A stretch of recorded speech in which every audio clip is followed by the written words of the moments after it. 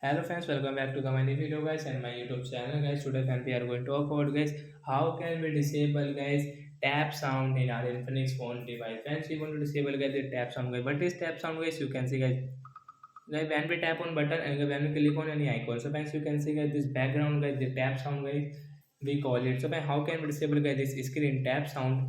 Today friends, I will show you. I will tell you in this video guys. So before starting video, friends, first of all go and subscribe the channel. So guys, now let's see how can we disable it. Friends, you will have to on guys your phone setting guys. So after on phone setting guys, click on guys the search bar here guys, touch sound guys, we will search here guys, TOUCH guys. You can see guys the touch guys, you can see touch vibration setting guys and touch sound guys tap here. So guys, you can see guys over the phone touch sound guys. Sorry friend, it's not touch sound guys, sound and vibration touch sound guys, you will have to click in tap here, then guys direct guys you can disable this touch sound from here. So we will disable it. After disable guys, you can tap on button guys, you can click on any icon guys, this tap sound will not work in our Infinix phone device.